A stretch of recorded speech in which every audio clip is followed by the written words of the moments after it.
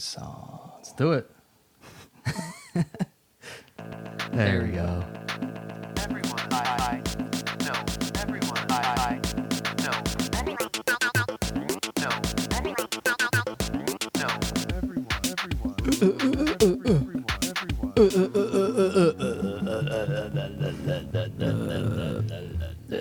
Welcome to Everyone I Know, the podcast where we argue about the mundane. We are here again in the capital region of New York State, letting people from out of town know basically where we're at. Yep. We're in Doxing Troy. ourselves. We're doxing ourselves. We're in Troy, baby. I'm here with my lovely producer, Brendan. Hello. Scream for me, Brendan. Woo! And my beautiful brother, Chris. What's going on, folks? I'm back. Biggity back from Colorado. Wonderful little vacation, but happy to be back. We've got a big-time guest this week. Very excited. They are the host of a podcast that, if you are our friends, we will not shut up about. Yep. We have Chelsey Weber-Smith of the American Hysteria Hysteria? podcast. It's an American history podcast, but it's about how we're cuckoo crazy.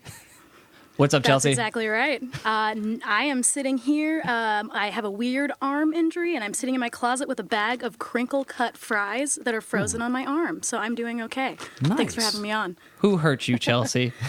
I hurt myself. I played guitar too hard, which is pretty badass. Yeah, I'd say that's pretty metal, man. It's one of the most metal ways to injure yourself. I'd say. Just rocking way too fucking hard. Every day. I made a little song for you, Chelsey, so I hope you enjoy it. Here it comes. I know I will. Doop. Tell me if you recognize any of the sounds. Oh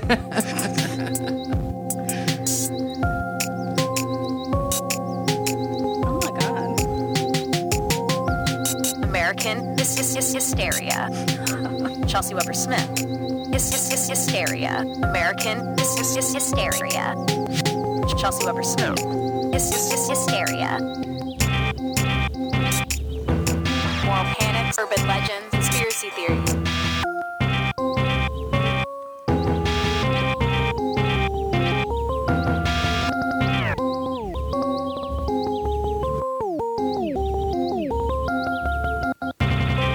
American Hysteria. Chelsey Weber-Smith. That was so dope. I loved that so much. Oh my god, I don't even have to pretend to like it. I liked it so much. Oh, wow, that's a good compliment. Yeah. Isn't it? Great Yeah. to hear. That was so fun. Thank you for doing that. Oh, yeah, I have a little tiny musical calculator that I'm able to do samples on, and so I waste a lot of time at work doing that. It's not time wasted. That's true. Definitely not. Okay, so like we said, we love your show. Absolutely love your show. Actually, Chris is the person who brought it into our lives. Yeah, so I was browsing a podcast app that I use, Pocket Cast. If anybody else uses it, and I just Sponsor us. please.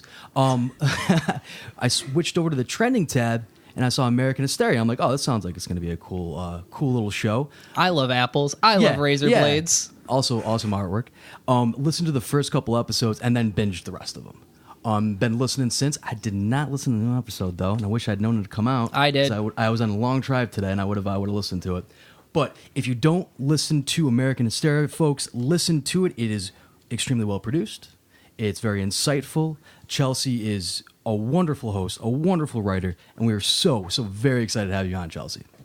Well, thank you. Geez, I'm blushing over here. That's so wonderful. I love hearing how people stumble onto it too, because it's bizarre. You know, it's bizarre having people listen to what you have to say. You guys might know that. It's a strange phenomenon. Yeah. So I really appreciate you telling me about that. Oh, yeah. So what we want to do, so normally the way the podcast works, for people that aren't familiar with the podcast, it's a 3-topic podcast. Our guest brings a topic. Me and my brother each bring a topic, and we just kind of do it in that. We do 1 topic, 2 topic, 3 topics. So a little bit different this time around because we want to get to know Chelsey a little bit more. So we're gonna do a little quick interview in the beginning, talk about American Hysteria, talk about Chelsey, and then move on to the other 2 topics after that. Okay? And the audience says, yes, that's great, Yes. Chris. Yes. You don't have a choice. So just to start it off, Chelsey, where did you get the idea for American Hysteria? Were there any particular shows or podcasts or people in your life? I might have listened to your podcast before that inspired you to start this project, this podcast. Sure, definitely. I think the main one, as I'm sure you're aware of if you listen to the show, my dad was a apocalypse prepper, 2012 Illuminati guy. So I kind of grew up in my teenage years and early 20s being very, very exposed to that type of thinking. Fantastical thinking, I like to say, for better, for worse. Okay. It added a lot of dimension and magic to my life, and it also, those types of personal narratives tend to be really beautiful. Like, we're going to live on a wonderful commune, and we're going to create a new society. To the world's going to crumble, and we're all going to be living in bunkers as militias roam the streets. So I think that that was really my root. And then in terms of podcasts, I have to definitely give credit to In the Dark, which have cool. either of you listened to that? That is In the Dark is that's the one about the one girl that disappeared and they were trying to like hunt. I know there's a million podcasts like that, but that I know. is that the am I one with thinking the the right murder one? and the conspiracy theories. You're close. You're on the Okay. right track. It's Jacob Wetterling, who we Yeah, talk okay. about in Stranger Danger. Gotcha. And the whole season is very much sort of using the lens of the Jacob Wetterling case, which he was kidnapped in the 80s. He was one of the milk carton kids who went missing. And in Okay. our first episode, we talk about sort of the moral panic and the relative rarity of kids actually getting kidnapped and how that works to cover up other things. And this season of In the Dark definitely got into Stranger Danger, into the actual statistics. And I was just really surprised at that. And I thought, that sounds like it could apply to a lot of things. And that's when I learned about this idea of moral panics, when a society freaks out about something that's either really rare or entirely made up, but it's around a moral issue, and then how that changes our culture and where that comes from. I was just interested in sort of the why of Stranger Danger to start, and also the Illuminati and what those stories say about our society. I think that, like, one of the things... So I definitely always have been plugged into conspiracy theories. Like, We both have, because we have a similar experience growing up with a certain person that loved conspiracy theories. Our father. Our father as well. Nice. He had a bunch of Tupperware, like, Rubbermaid giant, like, blocker Yeah. things. He still has them to this Yeah, day. they're still there. Full of knives and guns and that kind of thing in the basement, just in masks. case. We Just used ready to... to rock. Yeah. Yep. We used to always say that our grandfather, his father, was a war hero, and we always say that our dad liked to play G.I. Joe a little bit with the prepping. But I think that, like, conspiracy theories have always been... They're always interesting and they're always entertaining, and I think that that's why they're very seductive to people and why people kind of get plugged into them. Oh yeah, definitely. It's nice to think that you have control by assigning a conspiracy theory to something you really don't have control over. Yes. Yeah, absolutely. And to add to that, I think that conspiracy theories also take the mundane and sort of like elevate it into the heroic, right? And magical. Yes. So Yes. suddenly you're on this good team against this ultimate evil. I mean, it's a lot like religion, it takes our lives that are pretty boring generally, and makes them into something great and gives us our own hero's journey. But then it's also super racist all of a sudden. So. Yeah, you always get that Scooby-Doo moment where they pull off the mask and you're like, uh-oh. Yep. Yeah, exactly. That is very accurate. Like, zoinks, Jaggy. Turns out we were chasing, it was fascism all along. Yeah, zoinks. Exactly. Oh, boy. I think that one of my favorite things about the idea of, like, elevating your own personal life is that you get, like, suddenly you're not the schlub at the water cooler. Suddenly you're Nicolas Cage in National Treasure. Yeah, you're stealing the Declaration of Independence. Hell yeah. You're drinking yourself you're to death getting in into Las Vegas. You're getting into the basement of the Vatican and finding all those lost Bible sections. Yeah, I love it. Who do you think would win in a fist fight? Nicolas Cage in National Treasure or Tom Hanks in Da Vinci Code? Oh, Nicolas Cage got the reach on him. You think he's got the reach on Tom Hanks? Do you think he could put fist to America's treasure, America's sweetheart? I don't think he would have a problem doing that. What do you think, Chelsea? Hanks or Well, Cage? Tom Hanks is just too gentle. He's gonna try to talk it out, and then Cage is just gonna sucker punch him. Yep. I'd say right in his mouth. That's But- a good point. but Cage Hanks- is much meaner. But Hanks did kill the Nazis back in that film about killing the Nazis. Saving Private Ryan. Yes, that one. Yeah. Right, That's right, true. right. That's true. I'm gonna have to think about it, guys. I mean, Nicolas Cage is Ghost Rider, so That's also. they've all had a storied career. Nicolas Cage lost his face; he's now John Travolta. They get refaced at the end, I believe, right? Yeah, they swap faces. I just remember the doves. There's a lot of doves. a lot of doves, John a lot of Woo pot. film. Also, but Tom Hanks did really just beat the shit out of that guy in Forrest Gump that touched Jenny when she was That's on true. stage and tried to grab her. He That is true. He's got fucked some that pent- dude right up. So He's got some pent up rage. Maybe being the nice guy all the time isn't easy. yeah, it's all false. He's one of those nice guys. So Chelsey, is American Hysteria like your first project related to hysteria, for for lack of a better word, around Americana and stuff like that? Or have you tried like dipping your toes in that before this podcast?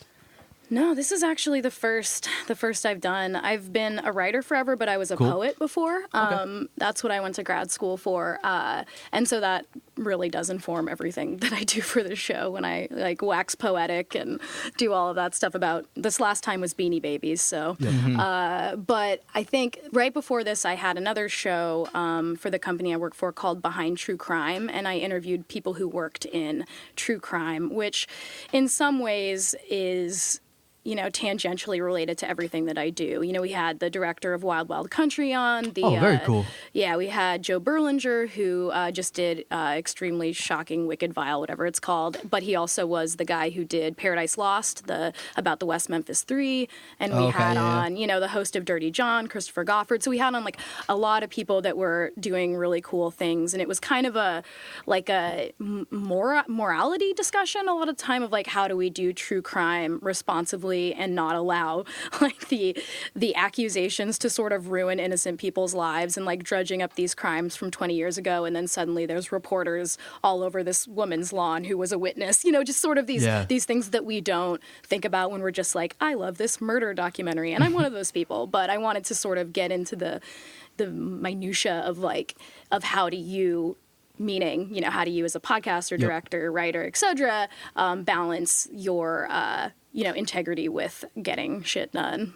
So that's That's another thing about podcasting is so much of yourself is in it, and it's hard to, especially with what you do. You're talking about actual stuff. We just talk about goofs and gags, but and we can just be goofballs. That's what we do. We keep it gooftacular. Yeah. That's our tagline. We keep it That's not gooftacular. But I think you're very good at walking that line where we get to learn about you, but also you're just giving us the facts, and it's very well researched. And I think you do a very good job doing that too. Whereas like some other podcasts, you can feel a lot more of the person in there, but to a detriment. Not to give context, more to kind of inflate ego. Yes. I think. Yes. Is That's how a good some way to other put people it. do it. well, you know, I'm always down for that. One of my things that I actually picked up today from the episode you dropped yesterday or today, the Toy Riots episode, you've got a English granny. I have an English granny. I'm so happy I finally got to premiere her.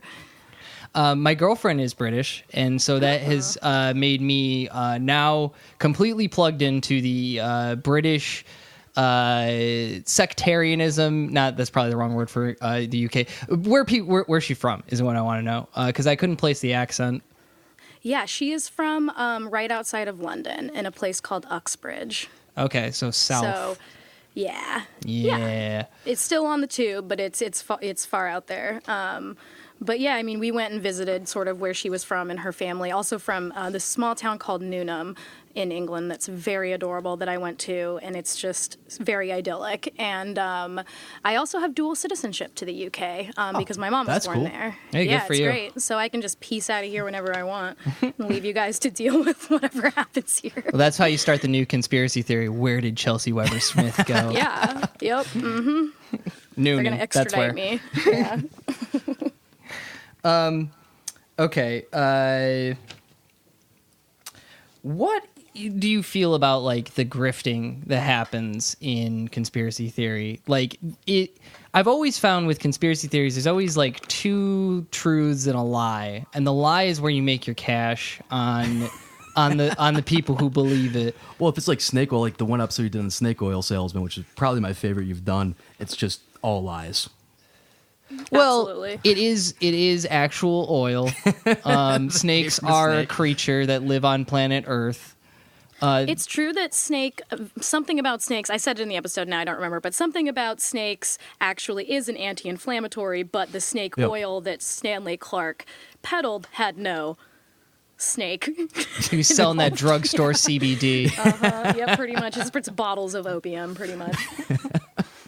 Okay, I want to talk about your live show because I've seen a number of like podcast live shows, and like translating a podcast into a live show is not an easy task. I think that I've seen a lot of it where you try to do too much or you try to do exactly the episode and it doesn't quite work out. And I thought that you did a really good job.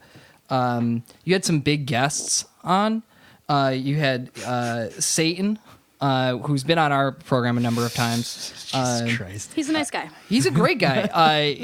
Always shows up on time, which is strange for what his reputation is. Always well dressed, polite. Yeah.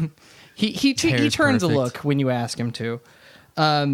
You had famous serial pervert Kellogg on, Alex Jones, and some professional dancers. Oh, wow. That's right. And don't forget Tinky Winky. Oh, please. Tinky Winky, yes, of course. Tinky Yeah. Winky and Satan had some going on, and I was very. I want to see more about that love story.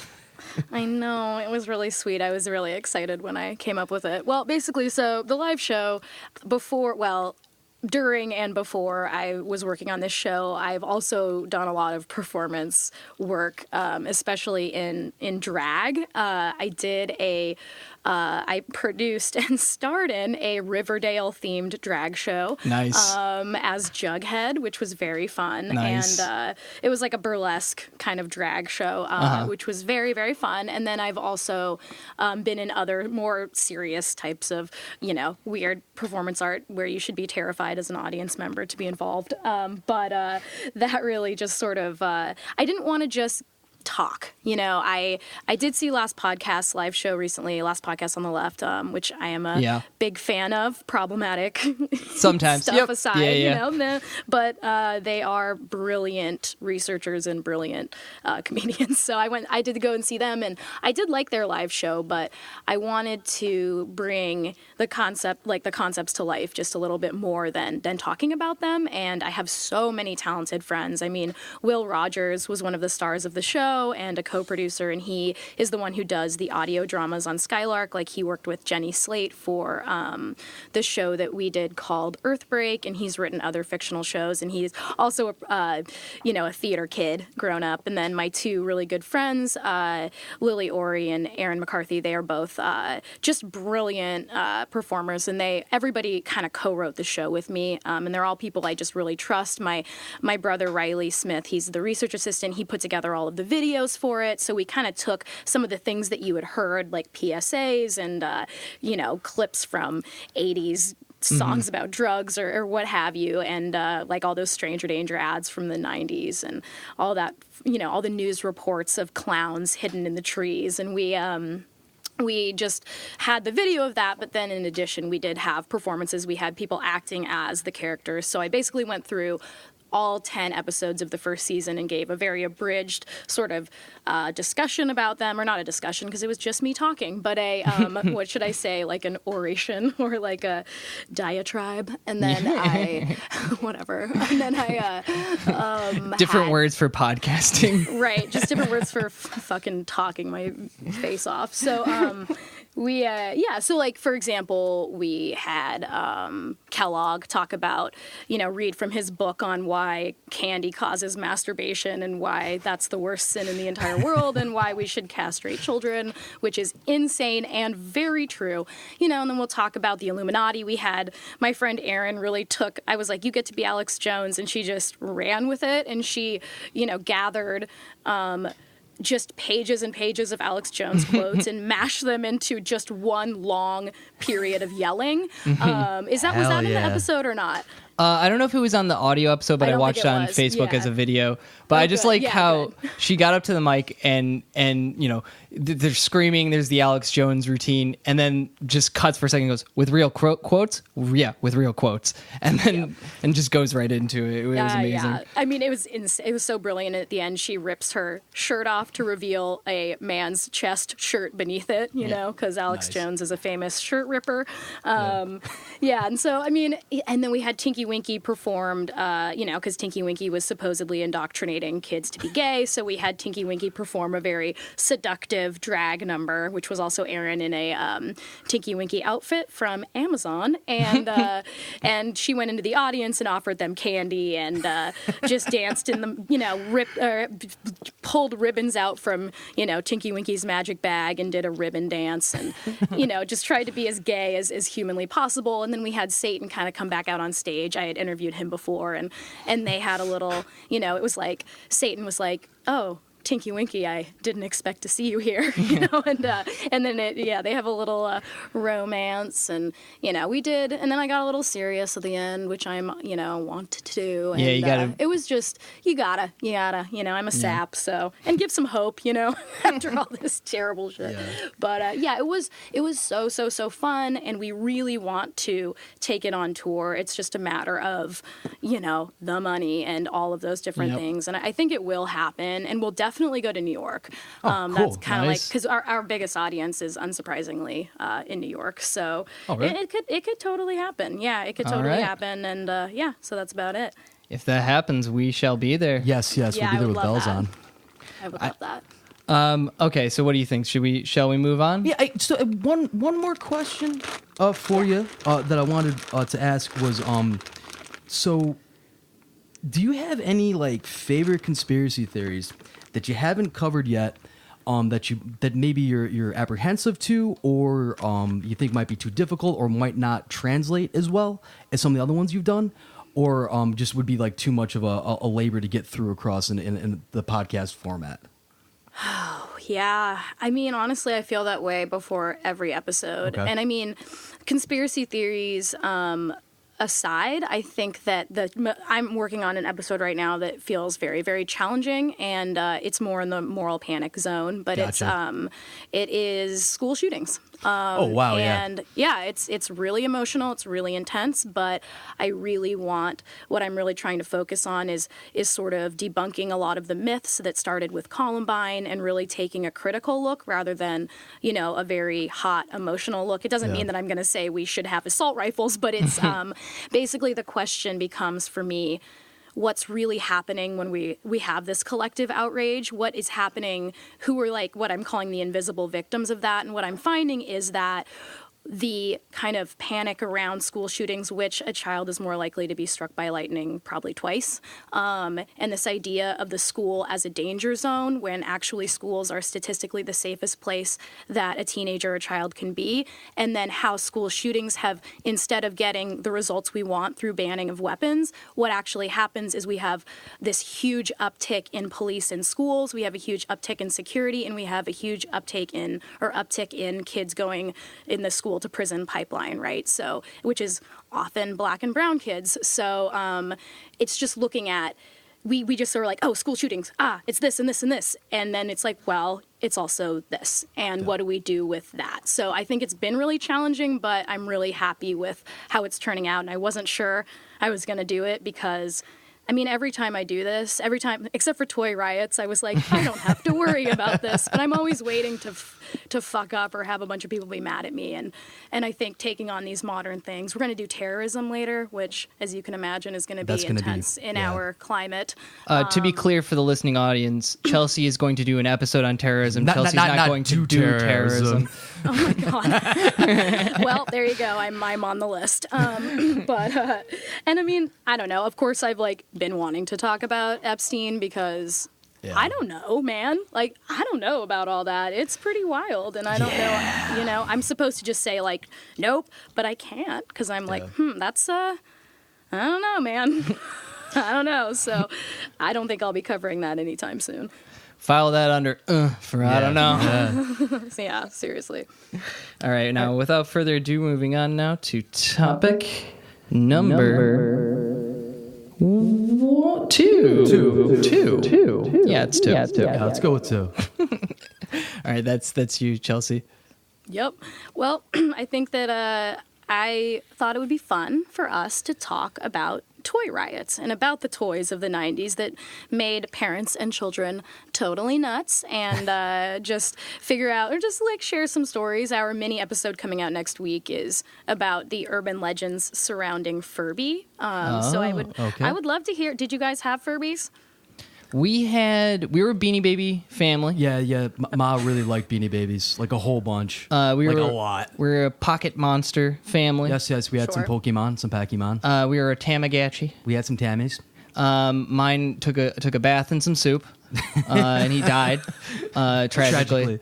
He was not able to be resurrected. No, and then I think we never were a Furby No. people because Mom just said no. Yeah, no, you just can't have a Furby. She didn't like it.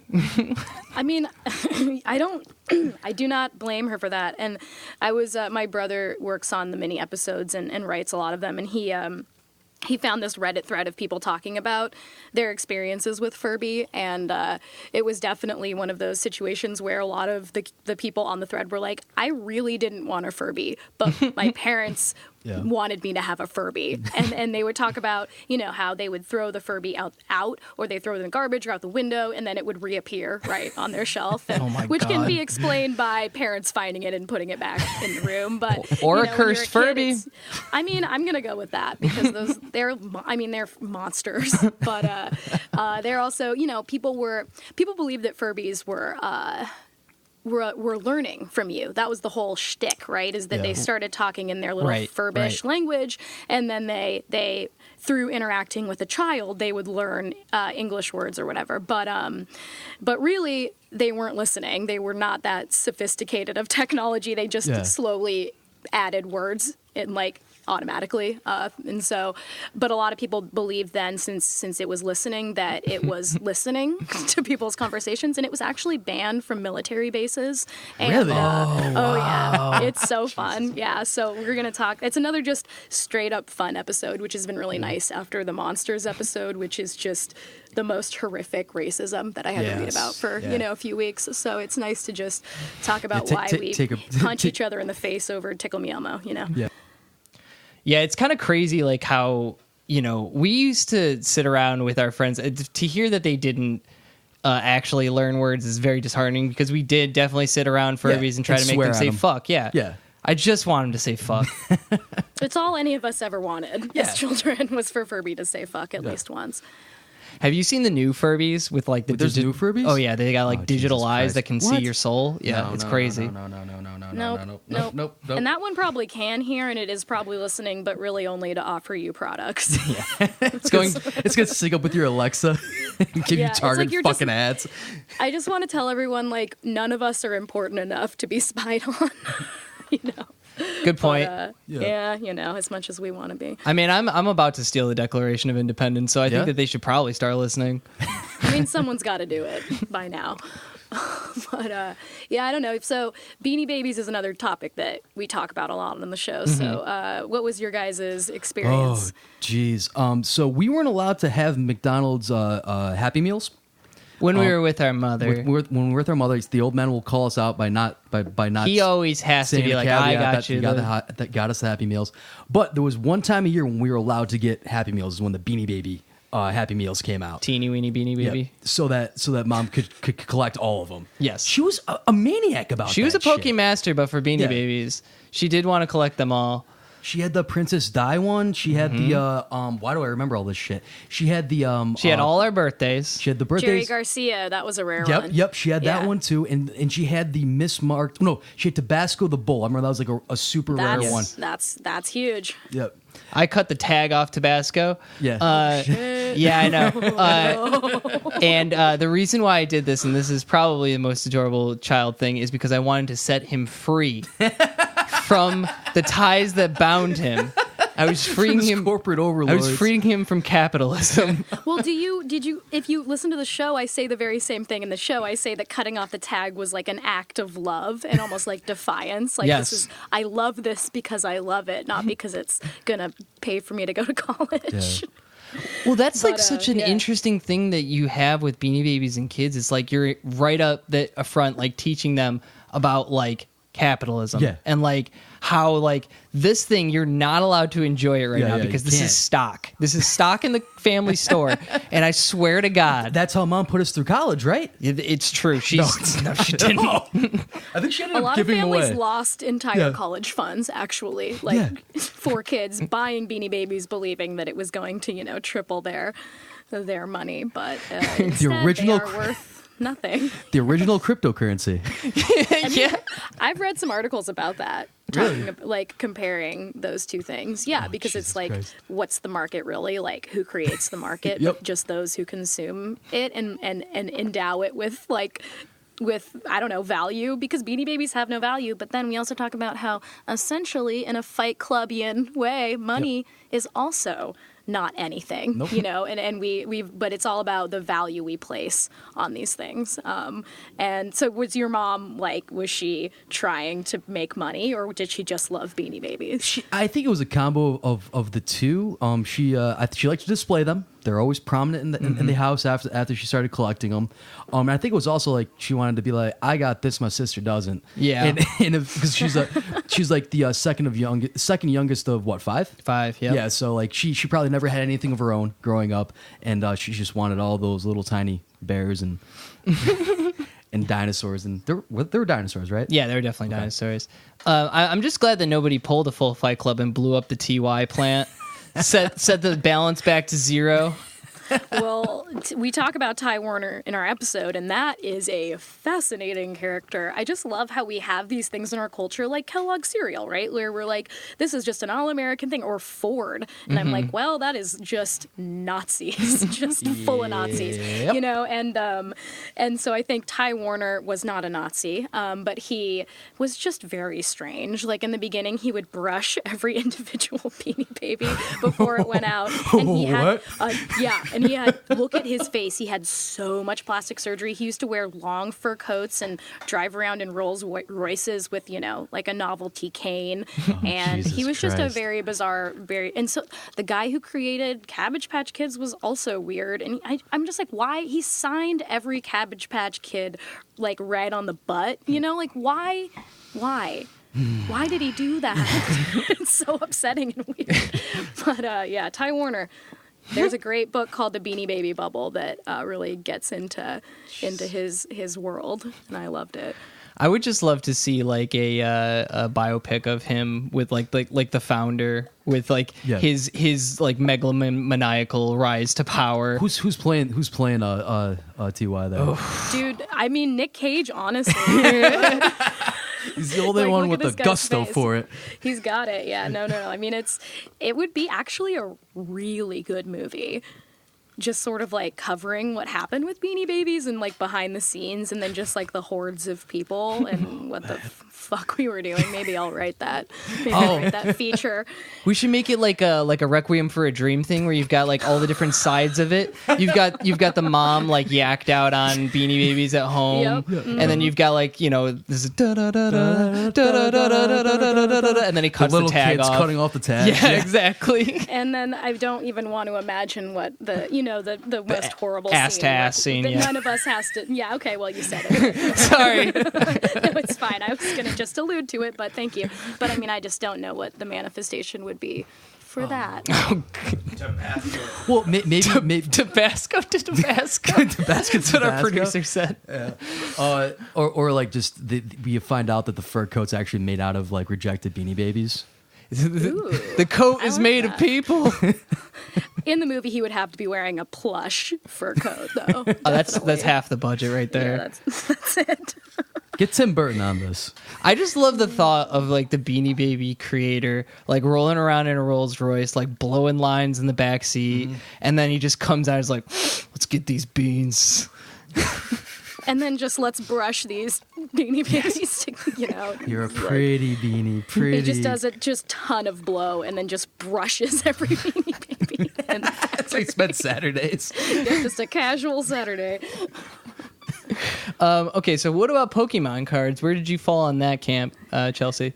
I fell very much in that camp, Oh, but yeah? definitely more as a creator than a player. I played it a few times, but it was all about just the shiny holographic first edition Charizard that we all coveted. Yeah. I know, right? I know. And I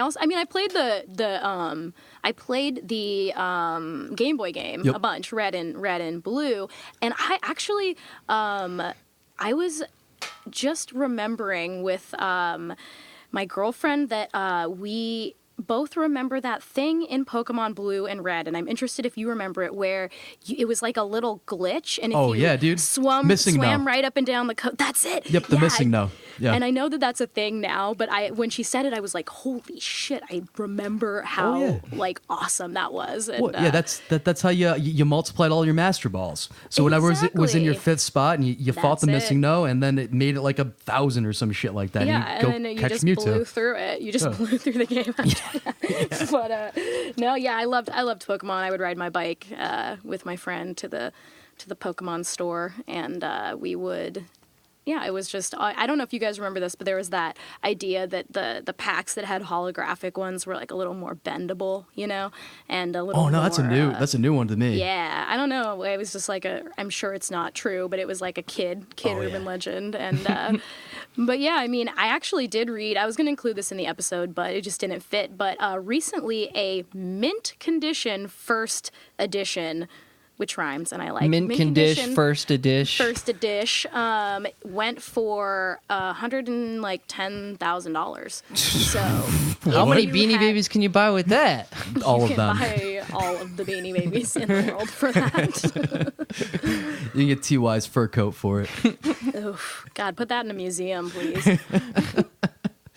Oh yeah, no. So I remember one of my birthdays, my mom got everybody at my birthday party. She bought a big old box of booster packs for Pokemon. She got the box. She got the box Oh, damn. to give out to everybody at my party, and I cried and cried and cried because there was a chance my friends were gonna get a fucking Charizard, and I wasn't gonna get a fucking Charizard. Little On Chris your the birthday, too. capitalist. Yeah, on my birthday, they were gonna get a fucking Charizard. And Did anybody? Well, I cried so much they just gave them to me.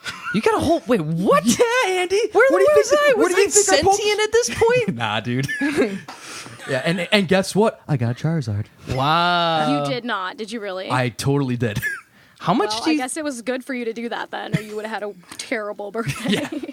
Would have been going through the gift bags trying to steal all the fucking Pokemon. Damn, Chris. Standing at the exit. I feel like a we need to bouncer. have, like, I a- remember that birthday very clearly. Yeah, it was at the New Hartford Swim Club. Wow. Yeah, it was a whole month before my birthday. This is the 'Cause bougiest yeah. birthday I've ever heard Yeah, of. dude. Where was my? I didn't get this shit. Yeah, well, the second born, so that happens. They're just throwing pizza parties at me. That's all. Chris is getting the whole rack. Yeah, dude. Damn. A whole box of Yeah, the whole Pokemon packs. box. Yeah. And you know what, Chris? In the modern context, not very eco-friendly. You should No, not just at get all. one big box unwrapped. Yeah. You can't just have. Think about all the trash you produced. So much. Think about all of the toys from the 90s that are on that trash island in the middle Oh, of the yeah. ocean. You know what I mean? Well- It's just, ugh, terrifying. Yeah, all the McDonald's toys. Oh yeah. True. So many of those. That actually, those are like worth money now too. I think Sometimes. to like collectors. Yeah. There were some great ones. Do you guys remember, what was that cartoon that was sharks that skateboarded? And they had human legs. Street Sharks. Street Sharks. Street Sharks. Hell yeah. I always got boy toys, I had to specify that I wanted the boy toy. They're the good ones. Yeah, the good ones, clearly. And I remember getting the really cool shark that was like the alpha shark who was all beefed up and he had, person legs and a skateboard. And he had like cut off. He like dressed how I dress. He had like cut off shorts and how I dress now. And it was I don't know. I thought that for a while there, McDonald's toys were pretty cool. I don't know what they're like now. Do they Yeah. exist? Last time I saw them, they're like little video games. A lot of them. That kind Okay, of yeah, stuff. that kind of makes sense. The whole the kids' interest. And then you gotta got give 'em a like screen. Fortnite stuff. Oh, you know. jeez. I don't even know what Fortnite is. I just don't understand what it is. I'm But probably giving kids Jewel Pods now. Yeah. whatever. My first I've heard Jewel. that Jewel Pods is a very big moral panic. Oh yes. Yeah, Yes. help me quit smoking, but Did it? but it also I'm very conflicted about Juul pods because it helped me and a lot of my friends quit smoking, at least curb our smoking.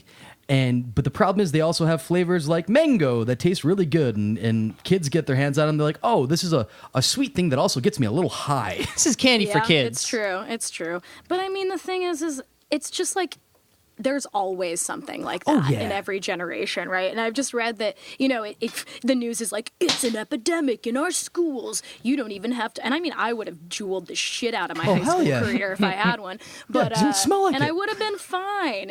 I would have been smoking Juuls instead of like Marlboro Reds, which I thought was a good idea. But, I think I've read also the actual statistics of how many high school kids are juuling, and it's a minuscule percentage of them, and but I guess we don't really know sort of the health ramifications yet, just like how we didn't know about cigarettes until it was too late. But, I don't our know. parents' generation was Whatever. like, we just thought they were cool and they made you sexy.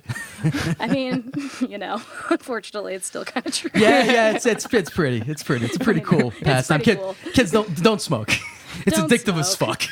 No, it's dude. really gross when it's not on video. I can't just watch someone smoking in a movie. It's not as cute. Do Pop Rocks and Coke. That's what Chelsey did at the. That's how they were introduced in the live show. The coolest kid yeah. in school. That was pretty funny. Yeah, I did. I hammed it up quite a bit. But yes, I did. I entered to Bad to the Bone and drank some Pop Rocks and. Well, no, I didn't drink Pop Rocks. I poured them all over my face and body in a sexy way, and then drank Coke, and yeah, it was all very. And then I kind of did a little homage to Grease, to Kaniki and Grease, but that was a personal thing for me. It's a must-have. It's a must-have. You always have to have an homage to Kaniki in everything you do. Yeah. Little fun fact: Bad to the Bone is our mother's ringtone that she refuses to silence Yeah, it's always at going any off. time ever. So you probably have you have some trauma. Oh yeah, around I'm that taken song, right yeah. back to an Applebee's immediately, The terror. Yeah. straight to the bees. So what do you think is king of all these like toy? Yeah, what's the biggest? What's the number one? I personally, I probably think it's the original. Oh, maybe not the original, but the Cabbage Patch Kids. Cabbage I mean, Patch Kids. I think they definitely invented the trend, right? That's the story. Yeah, they did. They are, there had been other fads before, sure, like Pet Rocks, but yeah. none that had hula hoops were a huge craze. Jump ropes were a huge craze back in the past, but once we get to the 80s, it's definitely, I think it's the first time of that thing called speculative capitalism, right? Where it wasn't that kids really truly wanted them. It was that suddenly there was this weird underground market. And then when you hit the 90s and the internet, then that's when... But there were fights over Cabbage Patch Kids. There were insane things, and they are the grossest, weirdest looking things in the entire world. But I think that was the king toy for sure, originally, but nothing compared to Beanie Babies. That was the biggest one. And then, of course, we talked about Tickle Me Elmo, which is a hilarious one, and that's the one that my British granny talks about trying to get us to Tickle Me Elmo, which she did. And, she always got us. She always was on that, like, rabid mission. And she's good because she doesn't take any shit. And so, yeah. Don't ask me how I got this Elmo. No, don't ask me what I had to do. But he'd be like, don't ask me what I had to do. That was not good. But what else did we talk about? I guess that's it. Beanie Babies, Tickle Me Elmo, Cabbage Patch Kids. I mean, those were the ones where people were fighting because they were rare, but then it just sort of, once the Beanie Baby bubble burst, say that 3 times great. fast, then it just never happened again, right? There's always fad toys, like the ones that came after were like Razor scooters. Remember that? Oh, I begged my parents for a fucking Razor and You didn't begged. get it? No, I got a knockoff. They I learned think their I got a knockoff too. Maybe. They I'm learned not their sure. lesson with the Pokemon cards. It's Yeah, like we yeah. gave him everything he wanted. Then little Lord Fauntleroy didn't brush his teeth that night. Yeah, you can't spoil them too hard. But I don't know. Yeah, I think those were like the really major ones. And then there was like Gigapets, or I mean Tamagotchis. I had Gigapets. Tamagotchi. I was a Gigapet kid. Yeah, I think the Pet Rock is the funniest of all, and really just shows like. Well, that's just great what- marketing. That's. I mean, truly, yeah. like that is just like here's the thing, you need to have it. And you know it, you little pig. You'll buy it. You have to get this. Exactly, you little pig. Yes, be our little pay pigs. Yeah, eat from the trough of capitalism. Yep. Teach them young. Teach them that they need stuff. All I the mean, it time. does. That's what it. I mean, in the episode we talk about how it, throughout history and every culture, toys, what they are is they teach you how to be an adult, basically, and what toys we give our children say sort of our cultural values. Like in indigenous cultures here, it was, you gave your kids small bows and arrows. You gave your kids small dolls made of corn. You gave them, or corn stalks. You gave them beads to create clothing or baskets with, or how to weave baskets, which acted as fun, but it was also like, here's how you are going to function as a member of this society. And I think it's really funny that in our culture here, those toys that once were more based around, like it would be horses or whatever, and now it's things like, when we get into the 50s, 60s, 70s, we've got Barbie, of course, which everyone's written their feminist dissertation on. I don't need to talk about it, but then we have like the really very war glorifying G.I. Joe that came out of the Cold War, and then we've got Beanie Babies, which really are just teaching children about exactly that, like investment. Yeah, my first stock capitalism portfolio. Exactly. It was your first stock portfolio, but it prepares, and then the easy bake oven and all those, all this sexist shit. But it's like, in addition to that, it's like preparing us for, what it's like to be an adult in our society. And it's just, it's different than it once was. We got to get the kids nowadays to get like my first dispute with a landlord. Yeah, that would be a good one. My Taxes, the game. Yeah, taxes. My first no. No. My first attempt at quitting smoking. Yeah. My first addiction. My first hospital bill without insurance. Oh, yes. My Baby's first hospital bill. Baby's first liberal arts degree. Yes. All right. Well, I think on that note, we're moving on now to topic number 3.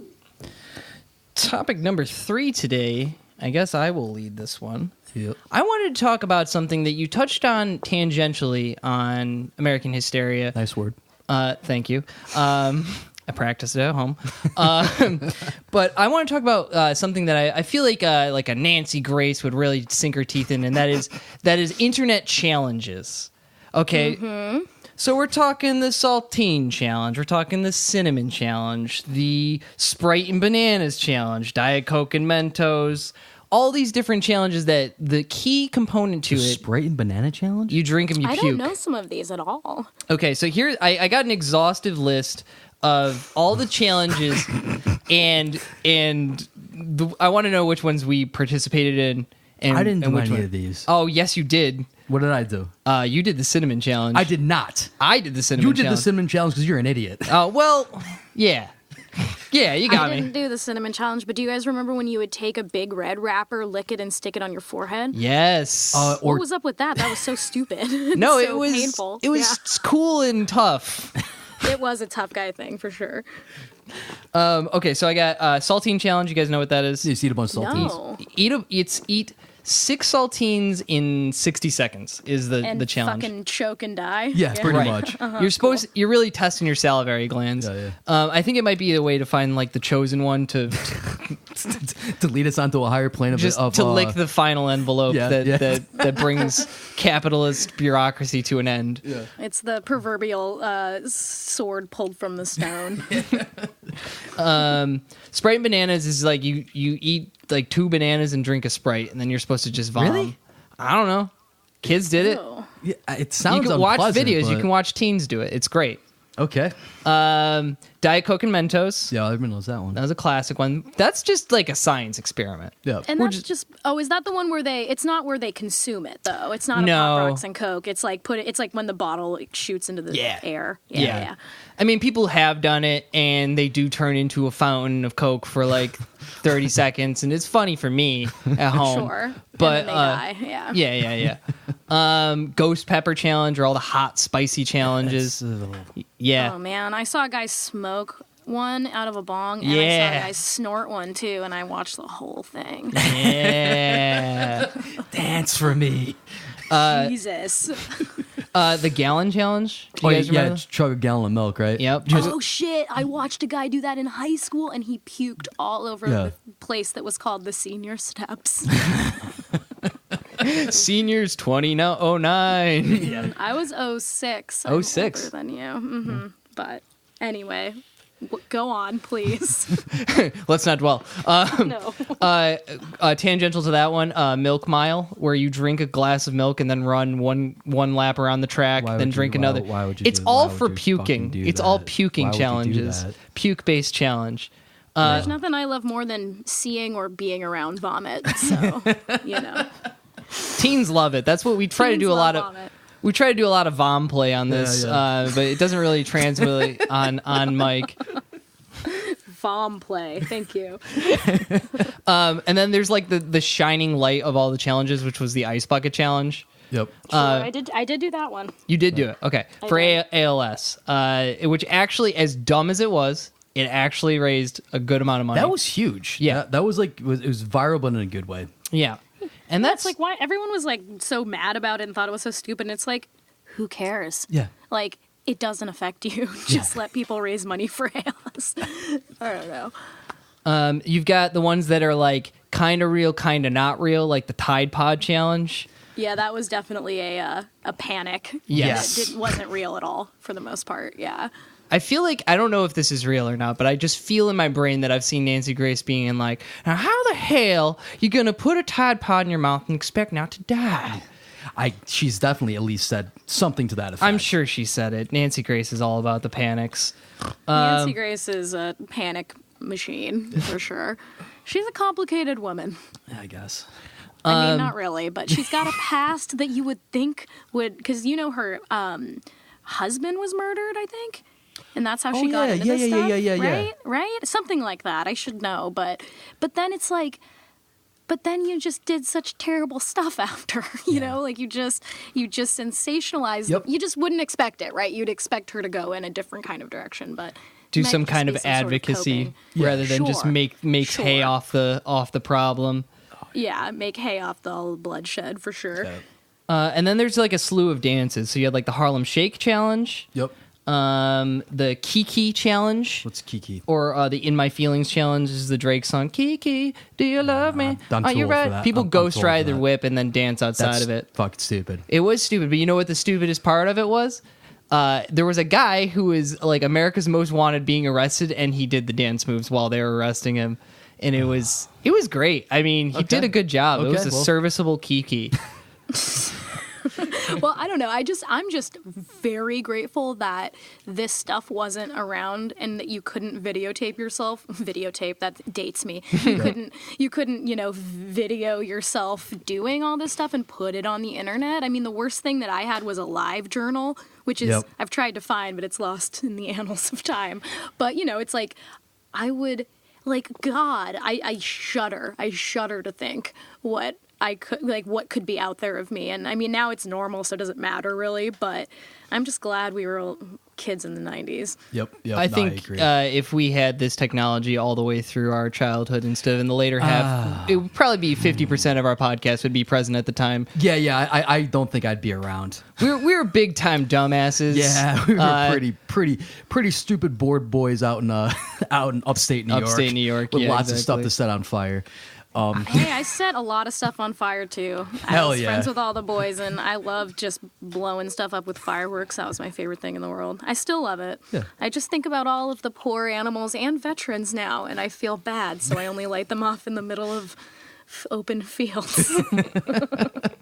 Do a quick PTSD check for everyone around. Yeah, well, I mean, it's like I just thought about that this year because I live in Seattle, and the particular neighborhood I was in was just like, I was terrified. It was like, it sounded like the world was ending, and I just thought, man, this is probably not super fun for a lot of people, even though I was like really wanting to get out there with the cherry bomb, you know. Yeah. I mean, it's fun. Blowing shit up's fun. They Set just stuff on It's fire. so fun. Yeah. It's so fun. That's an EIK promise. yeah. Kids. Actually, speaking of the kids, I want to take these challenges and I want to harness their energy because I believe in the Zoomers, in Gen Z. That's the name now, the Zoomers? Zoomers, baby. I love Gen Z. I No do shade. too. They have such a beautiful, chaotic energy. They can do so much good in this world if they put their minds to it. So I want to create a challenge that could maybe do some good or make us money, whatever, one of the two. Let's see if we can make some money. Both. So one of the ones I came up with is the EIK challenge. Okay. You listen to the podcast, you go to our Patreon, you give No, us money. no. No? It's That's not it? that easy. It can be totally, kids, it can be totally that easy. You can win the EIK challenge. Just go to patreon.com/everyone I know. Give us $20 of your parents' money. But the EIK challenge is truly a skincare challenge. Okay. I want to know how supple and how responsive your skin is to your parents' credit card. So what you're going to do is you're going to lay on your parents' credit card. And then you're going to see how long it takes for the indentation to come off your skin. So it no longer reads the full credit card number in the CCV. Yep. And then now tweet at us a picture of it so we can judge it. But make sure you take the picture in a mirror. Right. So that we can read it because we don't have the technology to flip an image. But you guys, the what is CCV, CVV, whatever number, it doesn't stick out. It's flat. You're gonna have to get it another way. Well, the only way we can validate that you actually won the challenge is you have to hashtag that actual number. Mm-hmm. Oh, of course. We're gonna put a nominal charge on it. We'll take it back the next day just to make sure it's a real credit card.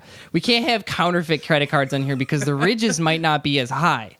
And see, that's the real trick to it is that if the ridges are different levels, you could really game the system. And we don't want anyone pulling a scam on our scam. Have you gotten a credit card recently, Andy? Yes. They don't have the ridges on them anymore. God, are we just too old to connect to the Zoomers now? We're all so old. All right, how about a dance challenge? Okay. And what we're going to do, it's going to be for Chelsey's podcast. It's going to be called Get Hysterical. And it's going to be like, boom, get hysterical. And then you do a cool dance and you don't fall into a moral panic. It's an awareness campaign.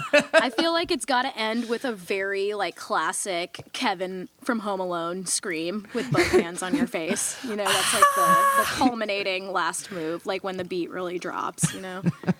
Perhaps we'll use some of the 1920s dances that were outlawed, the animal dances. And then you go we into. also did those in the show, which you probably saw. Yes. So hilarious. What were the names of them? Like there's the bunny hug, the turkey trot. Oh, I was gonna say turkey gobbler. I think that's a sandwich. Yeah, turkey gobbler is just a good sandwich, dog. Turkey trot, bunny hug, bear. I don't remember. There's too much information in my brain, you guys. I can't. But grizzly something. Whatever, but they're all very funny, and I wish that they could become dance trends. They should. We should bring back the Prohibition era dances. Yeah, let's really freak out our parents.